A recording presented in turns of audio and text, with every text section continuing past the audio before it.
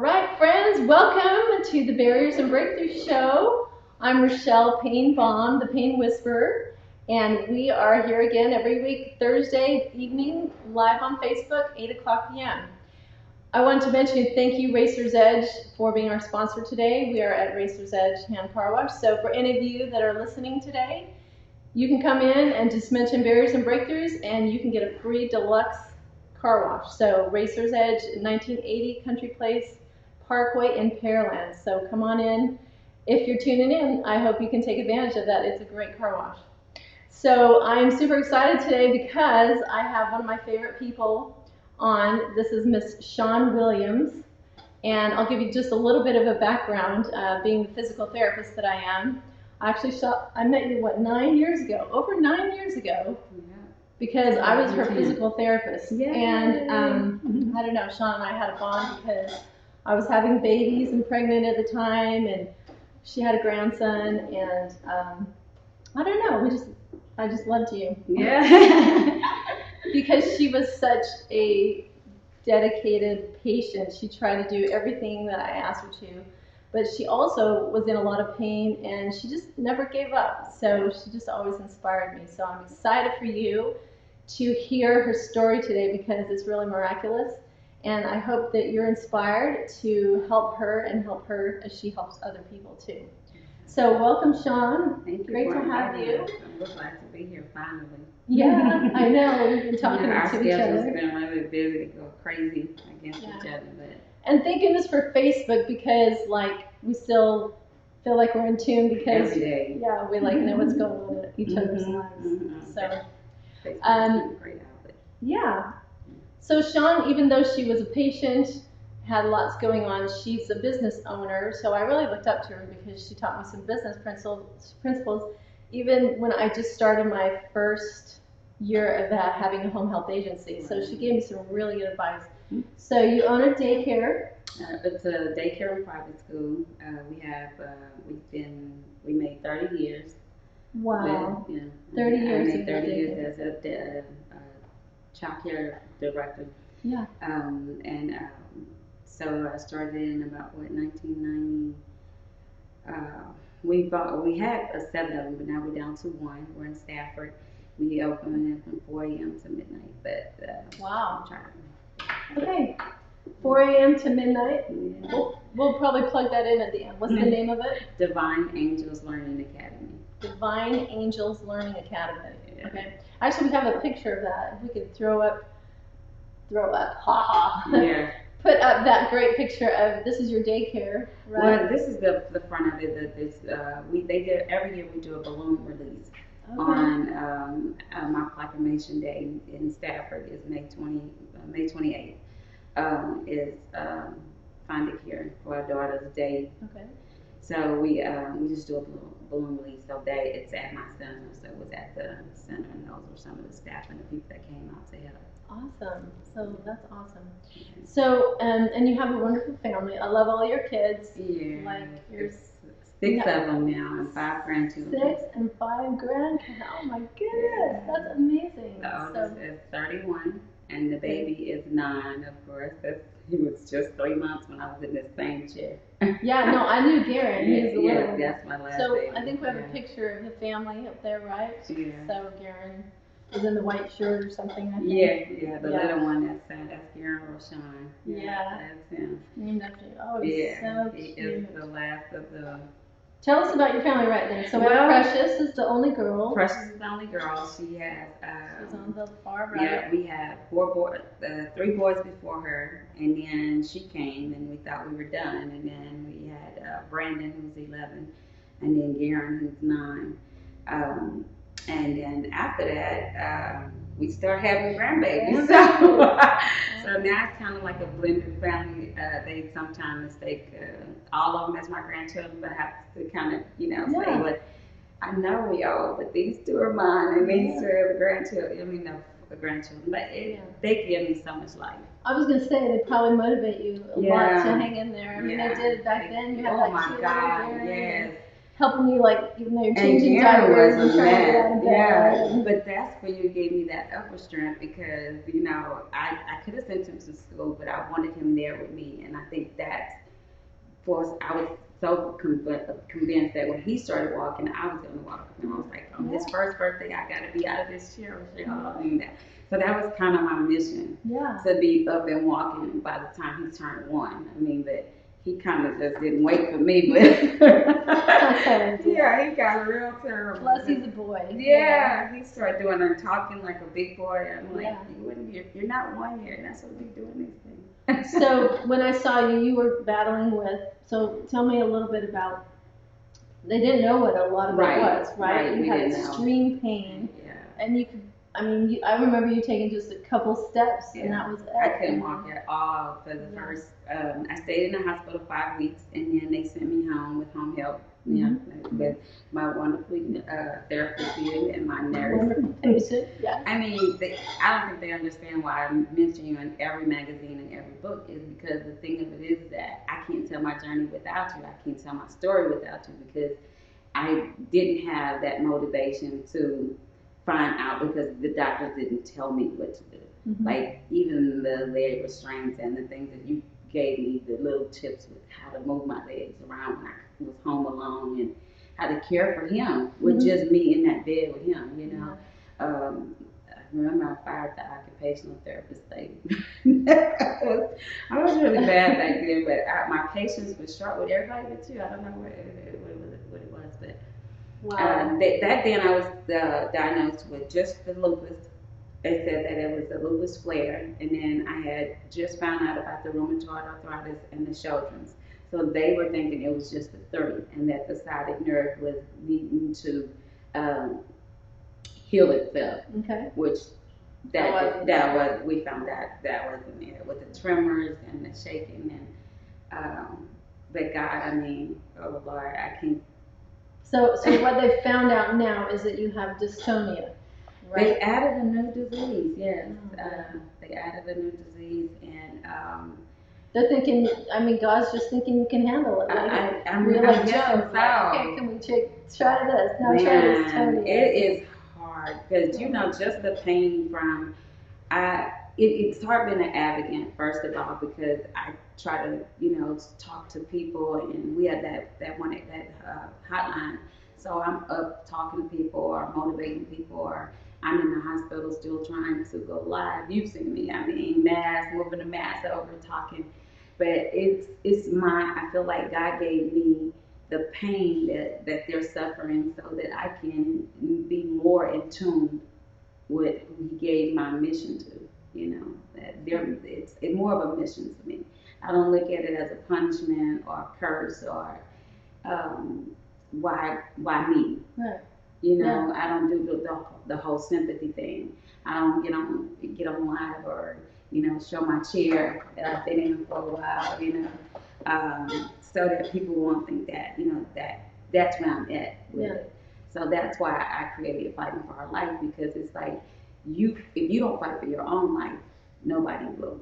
So I had to and I didn't realize I was doing it then. Yeah. I was doing it back then, but I didn't know. I mean, because I think you can harness the power. Right. You are more than a therapist, though, because you came on your days off. You came in between the kids. You came in. I mean, birthday parties. We traveled together. Exactly. So having you taught me that I needed to give back. That the doctors said they didn't know if I ever would walk again. I mean, never, because they couldn't figure it out. They was like, it heals one minute you're strong, the next minute you're back weak again. I'll be in and out of the hospital. So to me, that's like the breakthrough. You have all these barriers, but instead of looking at yourself and being, self-centered about, oh, poor me, why me? Right. The breakthrough for you is you found out how to motivate and help other people, which has given you some strength as well. It has. It has. The greatest thing of all is, I think the most thing is my husband, the support of my husband. He retired from something he loved so much. and he loved his job. He's not ever worked since he was 10. So, and now he's my full-time caregiver, and he takes care of the school and the kids and me, and he's allowed me to stay home for the last 5 months and just get myself together, Go Fred, I'm so glad. You can't forget your awesome husband. No. I want to thank him every moment, every minute of the day, because I would not be here. Yeah. It's so many times the mental part would have taken over. Yeah. The pain is that bad. I don't have to tell you about pain. No. But I thank God for the meditation and the things that you taught me how to, talk to my body before I get up in the morning. And I started listening to my body and feeling what is weak. I mean, I've had a few falls. Okay, I know. Don't worry. I can't be breaking anything. I know, I've had a few falls, but I still always listening to that 10 years ago, but hey, it was. She was a good patient. Yeah. Oh, goodness. Right. I remember you all gave me these chills just now, yeah. So I had my rubber bands, and I still learned how to, exercise my legs and not let them turn into cottage cheese. And you would always feel to see if they were. This one's really weak. So, but I've been through a lot with the organization. I didn't think. So tell me about I that. expected all of that. Yeah. So tell me. So you started Fighting for Her Life magazine. Right. You did that one first. No, Find a Cure was first. Oh, Find a Cure. Yeah. Find a Cure is we started in 2001. Okay. That's when I only knew I had lupus, and it wasn't active. I just took my little Plaquenil and went by my business. I was on one medication. Mm-hmm. And then I think the shock and the pressure of Garen, because he was 3 months, the stress of not sleeping and still trying to work, and it just sent me into the first flare I ever had since 93. Wow. So I went from 93 to 2010 with no flares. Wow. And so you kind of were sort of cured. I kind of didn't pay a doggone attention because, I worked 15 hours a day. Seriously, a business owner, she's amazing. I worked 15 hours a day. I'd drop a baby and go back to work. I mean, So we bring the baby and work if we had to. I mean, whatever it took, So I kind of I had these same pains. I ignored a lot. So I try to teach people to listen to your body. Yeah. Stop thinking everything is carpal tunnel because you sit at a computer. Some things are hereditary. Start thinking about what happened, because doctors are there to assist. They are practicing. So they're trying to help us. But you got to help yourself, because everybody is uniquely designed. Everybody is their own body.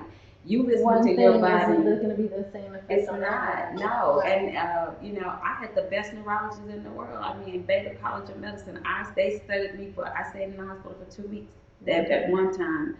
And they thought I had seizures and everything. And then here, 5 years later, I found out it's dystonia. Yeah.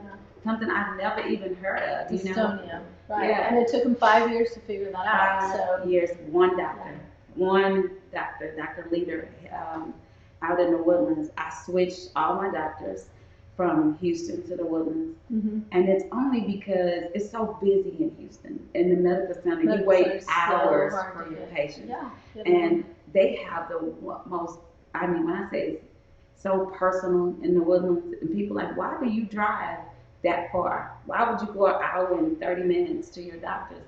I follow my doctor. I have the same rheumatologist for the last 15 years. So, she's in the Woodlands. So by her being in the Woodlands, it's better for all the doctors. Mm-hmm. That way they're all connected. People don't understand that. Don't see multiple doctors that don't know each other. Yeah, if they're not, that's what I have a problem with, is home health. A patient goes to the hospital here, and then they go to the hospital here. Right. They come home with 10 different medications, and nobody knows who's doing it. Exactly. Yeah. That is so crazy. So that's one of the things that I learned as well. It was easier for me to keep my group together and have her tell me who to see. Yeah. Because she literally, and she's out in every magazine, Dr. Gwendolyn Minga. So she will literally right there in the office send me from her office to I mean, and they see me right then. Right then. Yeah. You know, so you don't know the perks you have with getting personal with your doctors. I mean, like her nurses, they call me, they text me. We're all on Facebook together.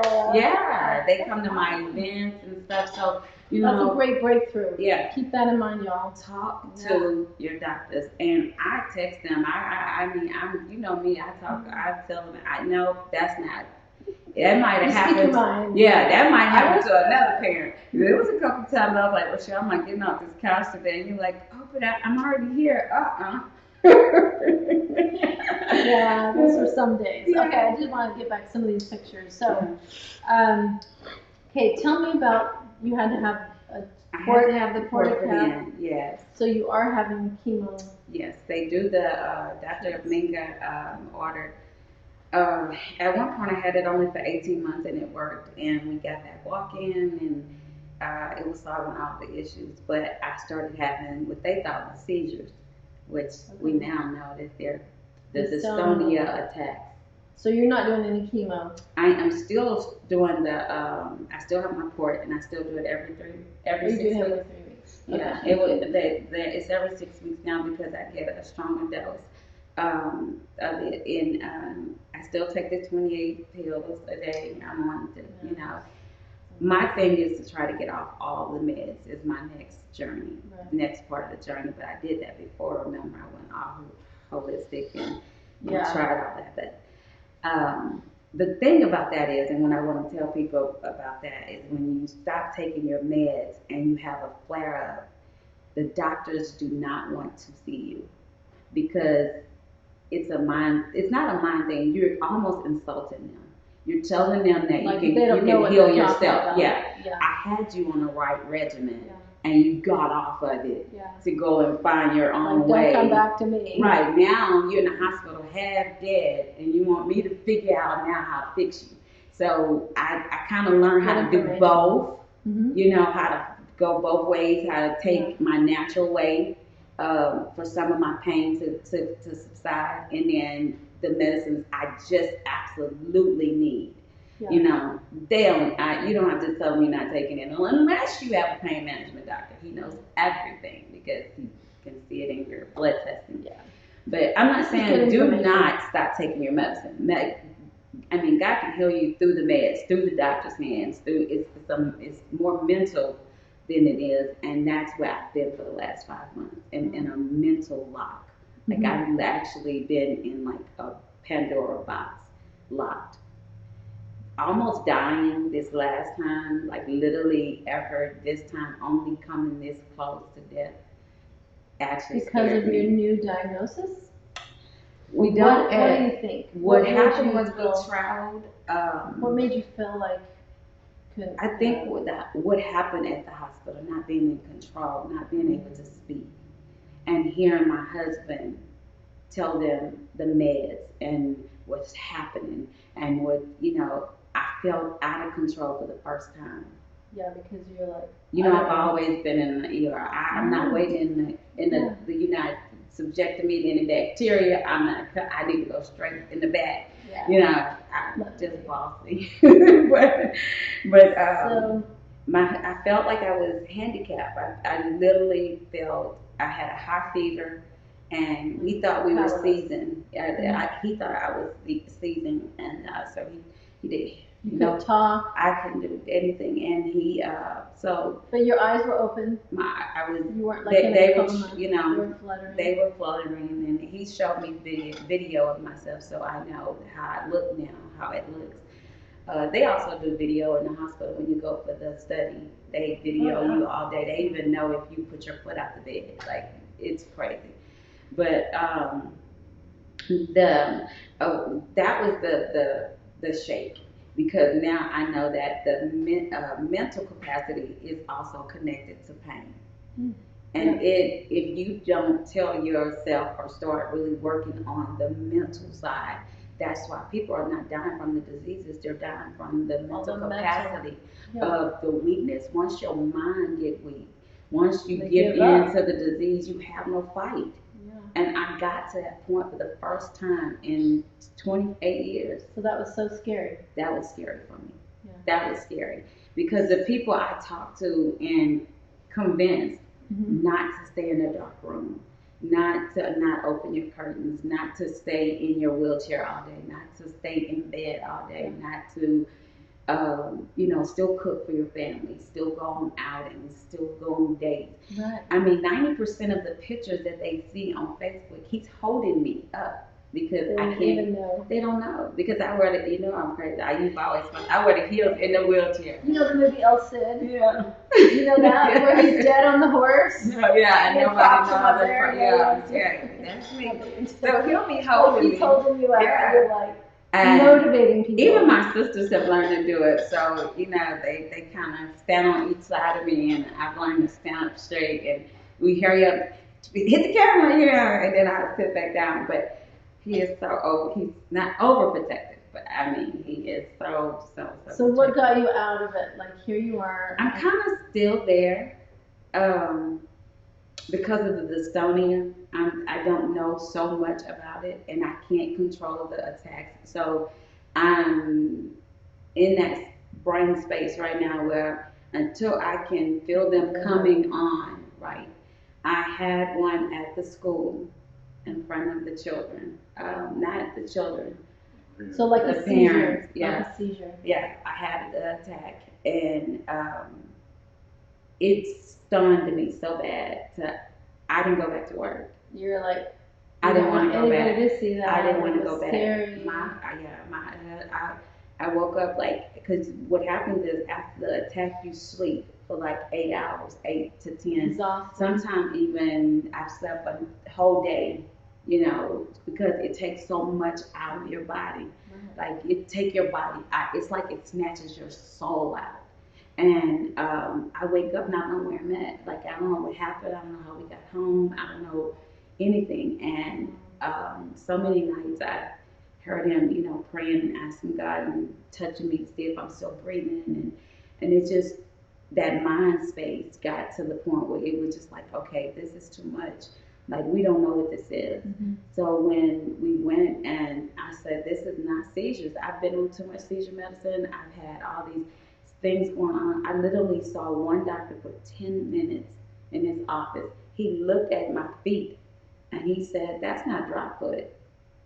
He said, and that trembling and all that, and he just started reading it. And as soon as I sat down, he said, he took the little, that nerve, I can't remember what it is, but he did the nerve, he did the little nerve shock thing with the wand.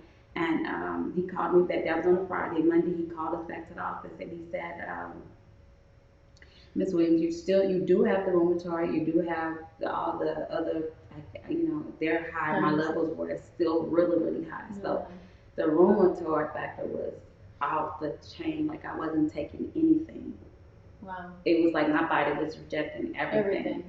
And it was due to stress. It was due to, we had 5 major deaths in our family in less than a 6-month span. Wow. So everything all at once. I had to literally find and realize who I was again. And I'm still fighting it. I'm still talking to people and they don't know, what you're going through. At home, I'm doing the same thing that I'm telling them not to do. And it just almost so hard. It's really hard. My family. We used to go out every Sunday for family dinner, and I would cook and the family and I haven't done it. And people that texting him or asking him what's going on, and some nights he'll just say, "Can you pray for my wife?" And So you think like the best breakthrough for you would be is to know what's the prognosis of dystonia. Like, is it curable? Are you going to have a way out? Does the doctor tell you that? They don't. I mean, he did. Of course, there is no cure for it. Again, there is no cure. I mean, I either have to make a decision whether I'm going to have spinal surgery or brain surgery. And so we did the spinal one. I got that's before that's what the misdiagnosis they gave. We did the spinal one. And it got infected. That's when I had the fever and the seizures. In the hospital. And so they that last hospital, that not that last hospital stay, that's the hospital stay with the fever, and the doctor is not wanting to remove it because they didn't put it in, and just trying to keep me alive until my doctor came from the Woodlands. It sent me into the worst space ever. Like that is beneath comprehension. Like there's no you can't help. be serious, dude. You know, I'm like, you're a neurosurgeon. I'm in a hospital where I'm supposed to be helped. But you're telling me that it's so risky because of all my other complications that you rather me. You can do it, you can remove it, but you rather the man who put it in wait in the Woodlands. So they took that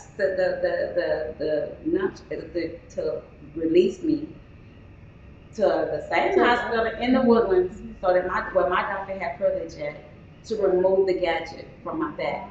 So the leads, not only the gadget was infected, and we had there was like 24 hours to save you because it's going up to your brain. The infection hits the brain, it turns into meningitis. So I was really and I had the fever, and I had been on antibiotics because my doctor said I had the gadget 2 months. And you know it's not called a gadget, but I just don't want to give anybody the device. And I was getting off of the opioids. I was getting off of all my pain meds. I was wearing my heels again. I was walking straight. So it does work. Yeah. It does work. You know, but it works. I got the infection, and it just totally took the breath out of my body. So now where are you at, and what has helped you to this point? I kind of have not seen. You're still kind of worried. Well, we're in the decision making part right now. So what can people do to help besides pray and What I want people to do is not so much about me, because I'm not that I think that I don't need anybody, because I do. I enjoy all 7,000, 80 y'all, and thank y'all for y'all prayers and always being there for me. But yes, always. And if I miss a few days without liking something, somebody always text. But I post things, I just don't go live anymore. And what I want people to do now is get awareness. Just get awareness to whatever it is. If these people say you have an ingrown toenail, learn everything you can about an ingrown toenail. What else they can lead into, gangrene, if you need to get the whole toe removed. I mean, just whatever, but learn your history as well. Become educated. Be educated, informed, right? Yeah. So before I go and make this major decision again, because my body is weird. I mean, it just rejected the doggone thing, it just do all kinds of crazy stuff. Anything else, that wouldn't happen. Anybody else, and I'm healthy. They look at me and they're like, "Why are you here again?" But I'm like, let me take all this is the front, So when I take these glasses off and the eyes are you could just see Shawn's spirit. You would see this Wonder Woman. Honestly, all you've been through. Yeah. So 19 what's surgeries. Inside is important. Yes, that's the important part. Yeah. The 19 surgeries, I can't even count the hospital stays, but these last 3 really put me in a bad spot. So my breakthrough part is just to really teach people at this point, or not teach people, but to tell people sometimes you do need to be quiet.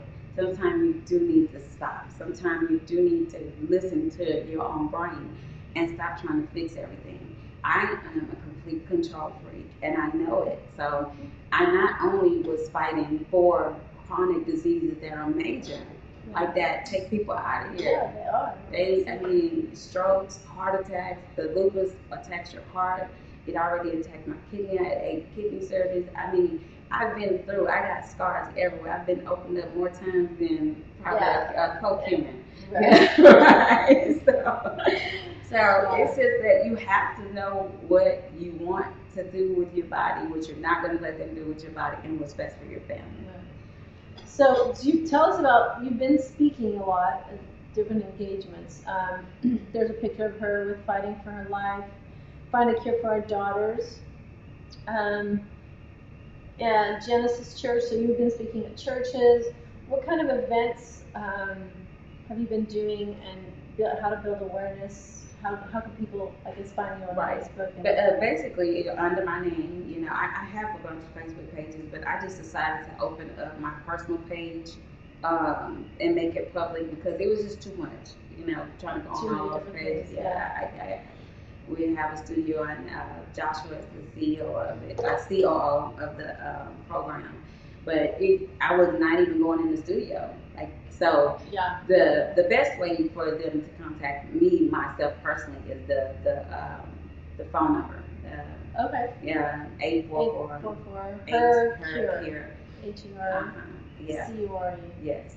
Okay. And I talk to them personally and try to, at least educate them on chronic illness because there's so many. There's a lot. It's so many. Autoimmune disease has gone so fast. It's all over the place. It makes you wonder if people lived with it and they didn't know, or just because we're learning more now, everybody has it. I don't know. And mine came from paternal and maternal side. Yeah. So doing the genetic testings and trying to find out where it came from, it's expensive. So we just have one. We raised money on last week. 2 weeks ago, we were able to send a young lady she has ALS, 8 children, single mom. She has ALS, and we were able to send her to it was in California to get her stem cells started. So we've started a GoFundMe for her, and we've been raising money for her. My husband puts in allowance, and he matches mostly everything that comes in out of our household income. So we try to help everybody, and that's why even being in home, this just happened 2 weeks ago. When she reached out to me, I was in a bad place myself.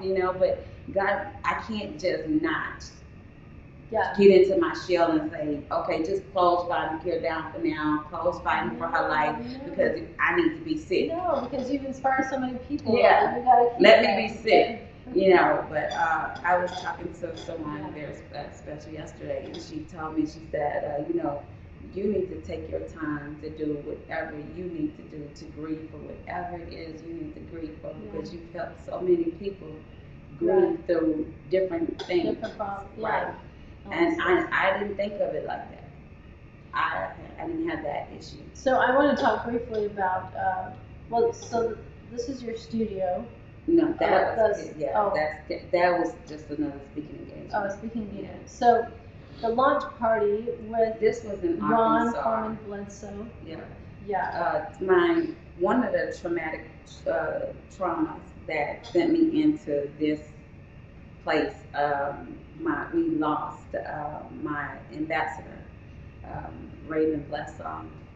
She had lupus, extremely bad. Young lady, beautiful spirit. A beautiful butterfly. We went up to Arkansas and started a Find a Cure for Our Daughters chapter up there for her, so that she can spread awareness in Arkansas. And we were going from, pretty much state to state, city to city, starting, but she was the ambassador, and we gave that particular one the picture at the launch party. That was just in June. We had that was like last year, June. She passed away this year.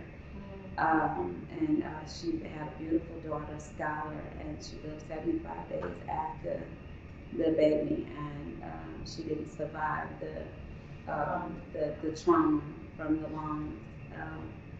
But just knowing that we were there for one another, and we met through Facebook. She posted her video, and she had almost 100,000, so many hits. But I wrote her a story, and she said as she was going through all the messages, mine got stuck in her head, and she responded to me, right? And my husband, we were going to fly them down here, but her whole family drove down here, and we threw a big lunch party here. And then we crowned her and all that. We stashed her. And these guys just don't do it like no, not regular party.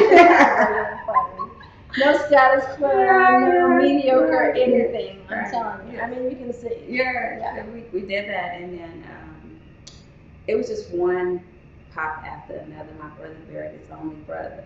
He's 43 in November, and I went in the hospital in November, and I stayed in the hospital for almost 28 days. And then right after that, I was on vancomycin for 54 days. And you know, vancomycin is like the most potent antibiotic out there.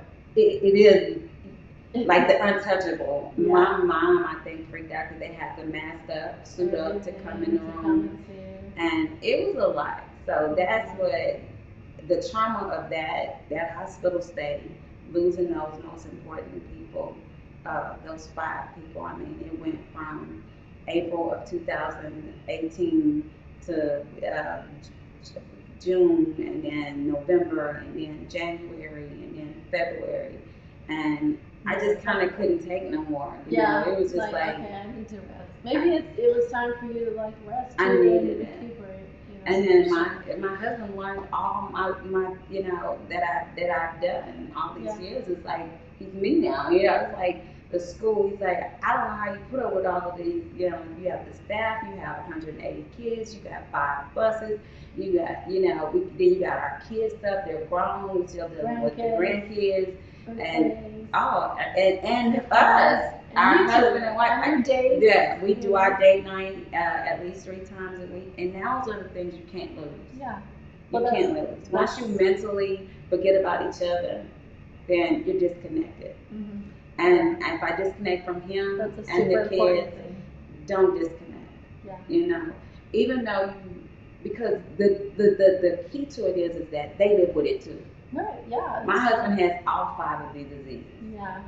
He has to sit through every doctor's visits, and that was one of the things that my doctor spoke on in my last report event, is that I've never came to the doctor alone. You know, the grown kids have always taken me. Somebody is always with me. Yeah. You know, and if it's not an assistant, if it's somebody is always with you. And just one other testimony. My husband, we were in the hospital. My nurse did mess my porta-cat up, the home health nurse.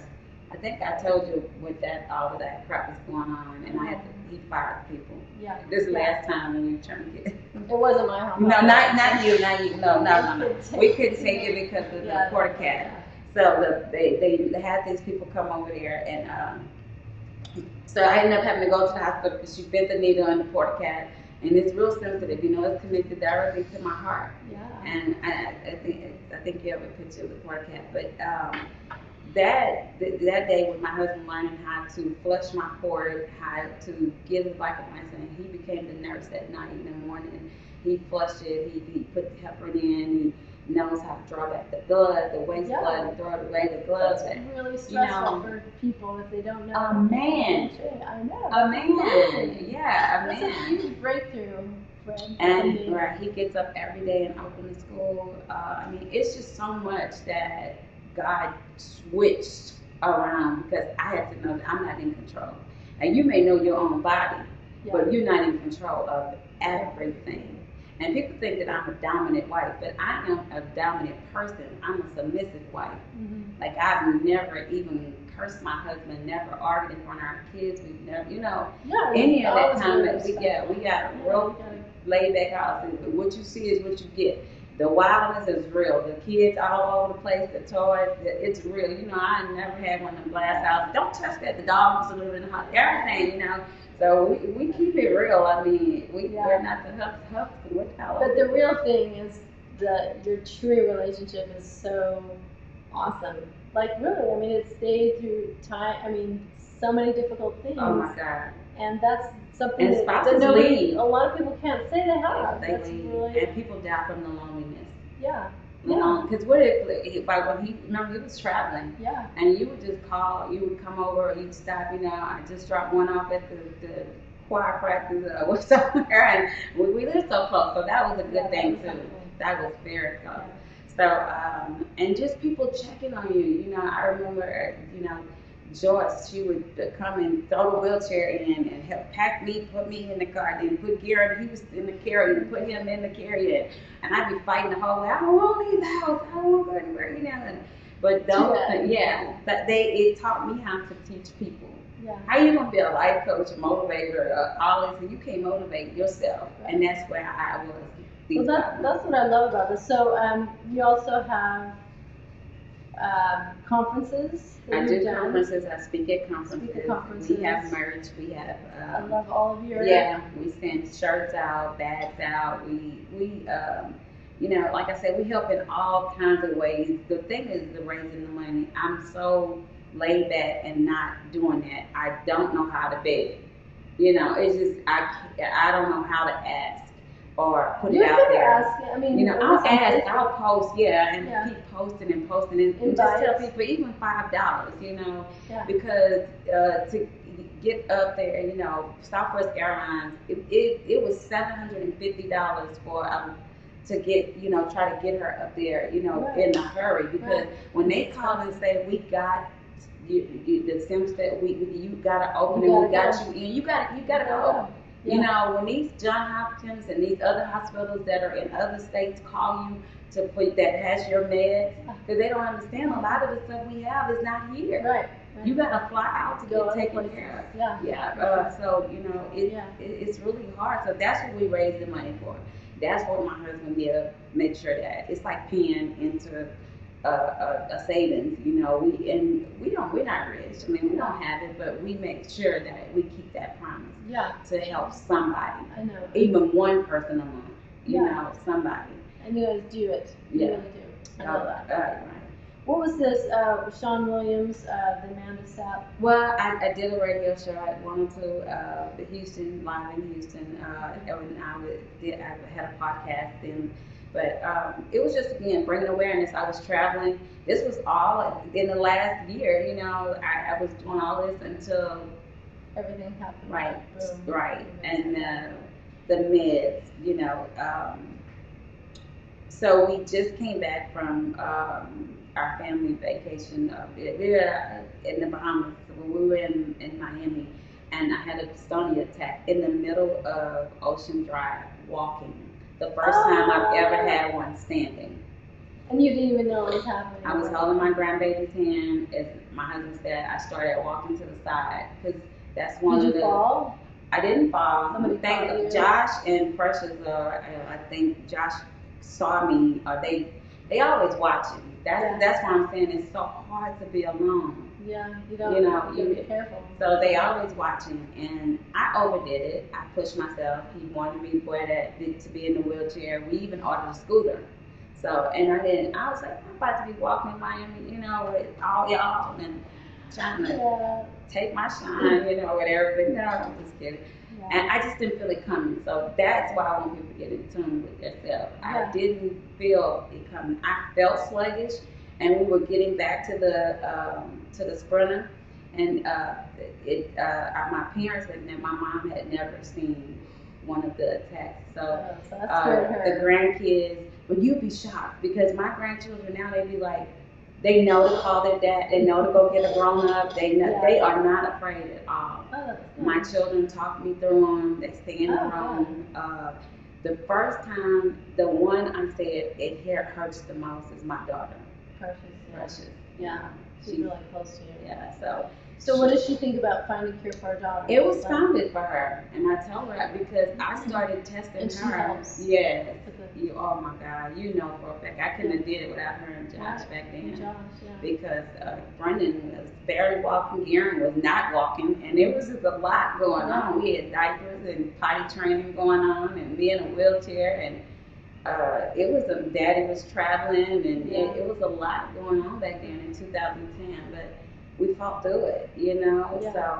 So I see we also have T-shirts. Yeah, all the merch, the funding goes to the ladies, the girls. We call them the daughters. The daughters. Yeah, the daughters. They go to the daughters, and if they call and need anything, you know, if we have the funding available, like I said. So it's only for women or girls, daughters?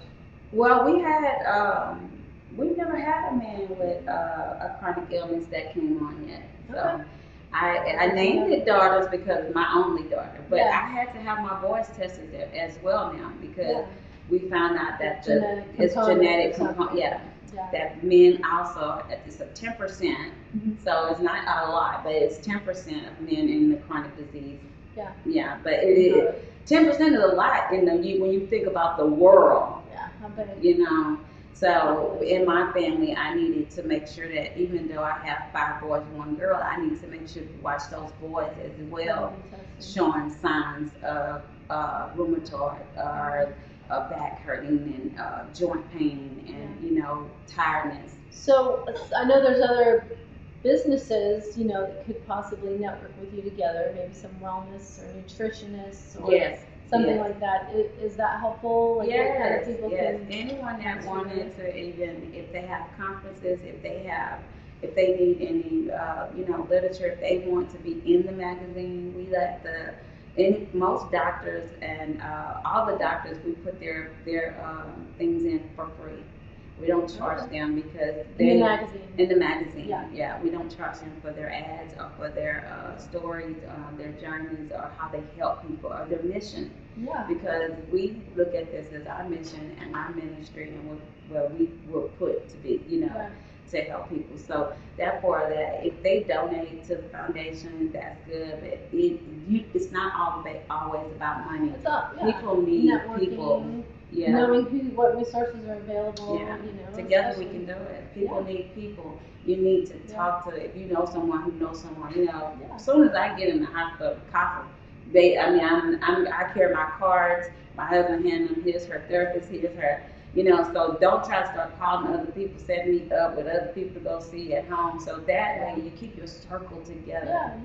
You're building your board of directors or your circle of influence and keeping each other. Because this is the last and most serious thing now that I'm facing with people are understanding is that having these multiple doctors and using the ER to help you just when you have a flare up.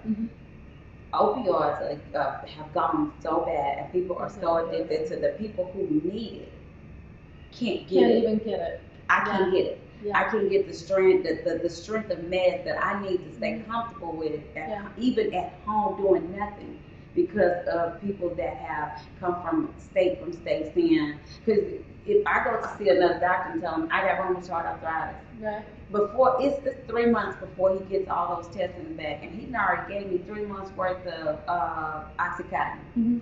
You know what I mean? So I'm on to the next doctor after that. Okay, but my case, the hospitals are network. I was diagnosed in 1993. So you should be able to direct from my med list and where I've been and all the surgeries I've had, not to put me in that same category. But I still have to go through the same suffering when I get there every time. And you have to wait. You gotta wait in pain, in shock, in whatever it is. Unless you take your behind and they're critical. So every time I'm critical, so just to get up and just be thinking about going to the doctor, no.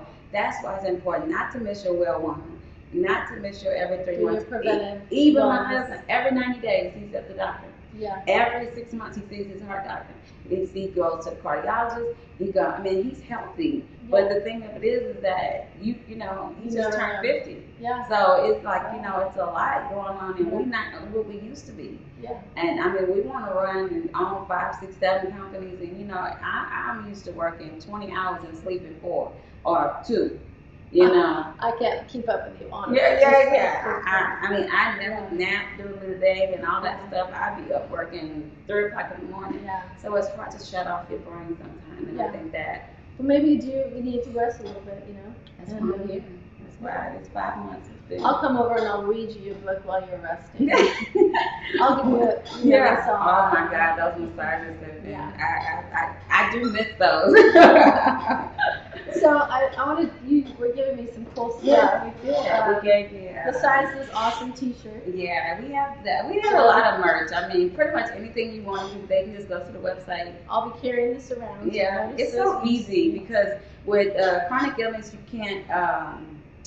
Which I rarely show my hands because the people don't realize that it's a deformity until you open it up. But you can't zip things. It's hard for us to unbutton things. You can't twist things. You can't open bottles. You can't. There's no. You don't have enough strength. Mm-hmm. And even though you keep trying and squeezing, and once it's gone, it's pretty much not coming back all the way.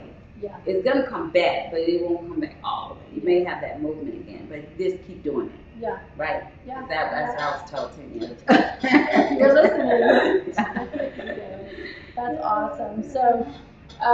So the best way to have people help is also if you're a health professional. Right. If the doctors and things like that, if they just want to get more knowledge out to the people, What are the kind of businesses, like if they want to be in your magazine? We have everybody in the magazine. We have donation people that put ads in, tire shops, car wash, restaurants. I mean, a lot of people want to help. They'll take out an ad. I mean, our ads are $50. I mean, man, and we get a full page ad in a magazine that circulates 16,000. Yeah. So it's. So we have that up there, Fighting for a Life magazine. It's the card thing, yeah. Okay. Yeah, but so it's also on your website. It's on my page, and I connected it to the flyer for tonight. But I mean, if they just remember Find a Cure for Our Daughters, as soon as you type it in, Find a Cure for Our Daughters Inc. Right. I mean, they can just search engine that, and even Fighting for Our Life YouTube. If they put Find a Cure for Our Daughters, it'll just come up. I mean, You have a YouTube channel. What's that YouTube channel? Find a Cure for Our Daughters. YouTube. Okay, so check it out on YouTube, Facebook, Instagram. My Instagram is Miss Shon _45, and then we have Cure _ for our daughters. Cure for our daughters. Cure _ for our daughters. Mm-hmm. Okay. And I'll put all that in the comments for everybody later. Okay. When we do the watch.